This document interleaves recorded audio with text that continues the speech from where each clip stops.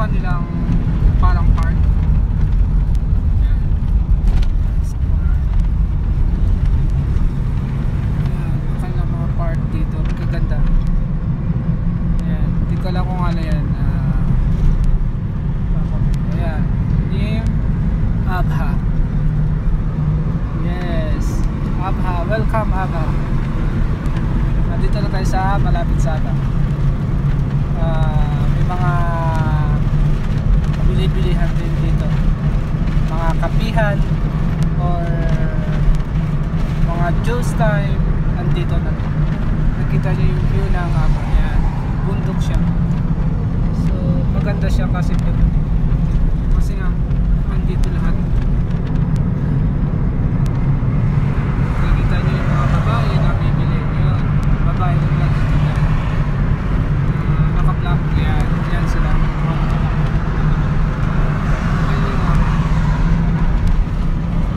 Yan.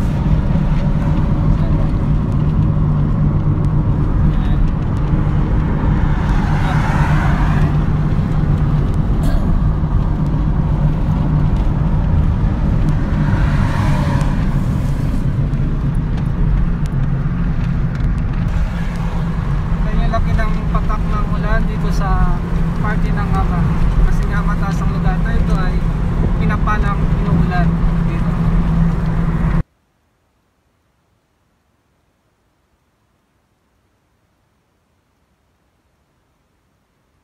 Palasyo na sa tuktok na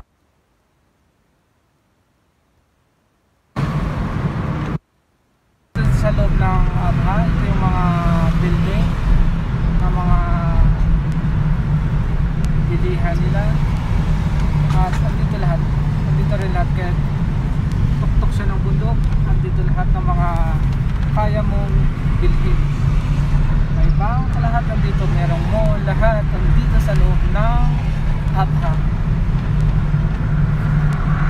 Tingnan nyo yung mga view sa labas, mga bahay at mga bundok.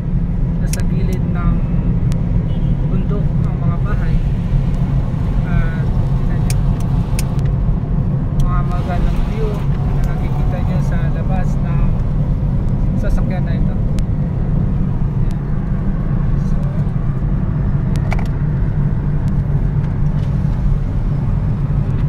yan, maganda, diba? Welcome Abha.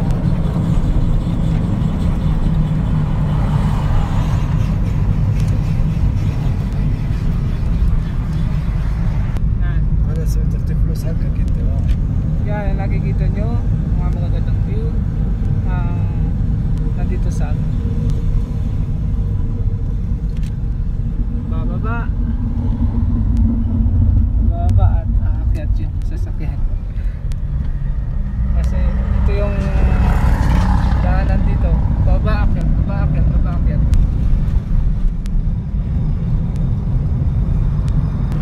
Ngayon yung baba lang talaga ng langit kasi malapit yung clouds. Nakikita nyo, ayan, halatang mataas ang lugar na ito kasi yung clouds mababa lamang. Ayan, nakikita nyo siya. Ayan,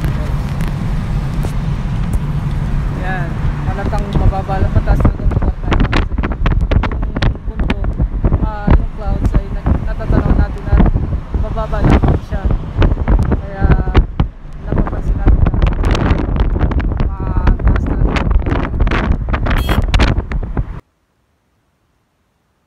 هذا درايفر مشكلة، أنا فكر هو يجي رايت. Ayan, nakikita nyo. Yan, oh, I love Abha. Grabe, ang lamig. Oh, wag ka pinaribiso yan. Para siya video. Okay, baba muna tayo at kukuha muna tayo ng video. Saglit lang. At nagpapala muna tayo sa ating kasamahan na magaling mag-drive.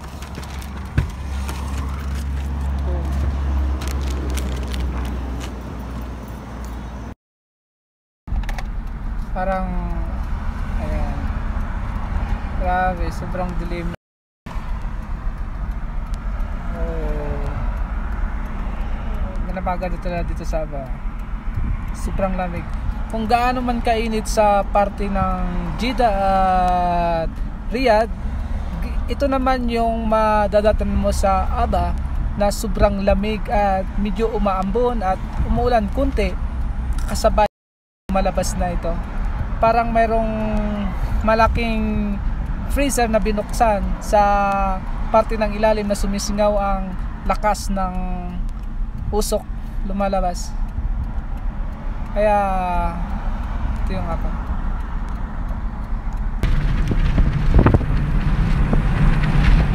Hindi mo lang kung saan nagagawa. Kala ko dati na unang tingin ko ay merong sunog o may nagpapausok sa parte ng doon. Ayan. Kaya kailangan natin maging slow ang takbo ng sasakyan kasi nga medyo madilim ang parte ng mga dadaanan natin.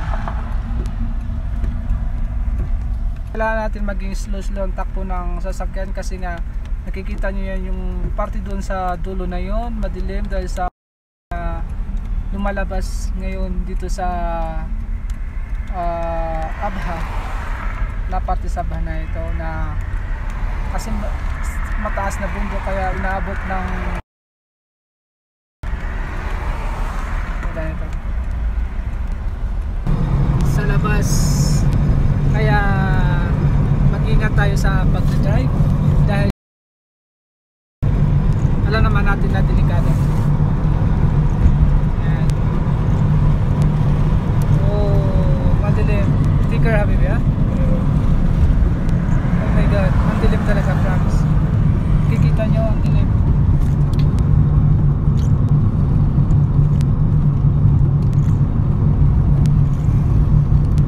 Yan ang hindi na natin masyado makikita ang daan kasi makapal ang sa Abha. Stop Habibi Sayara. Stop Sayara. Stop. Ayan.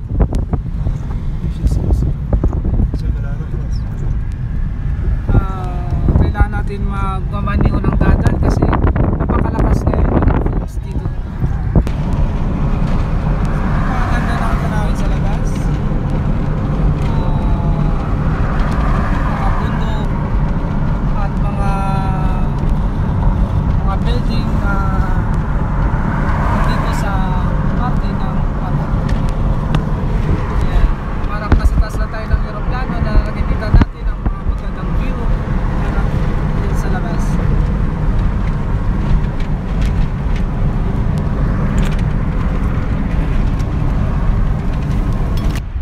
Nakikita niyo yung mga magandang tanawin dito sa Abha.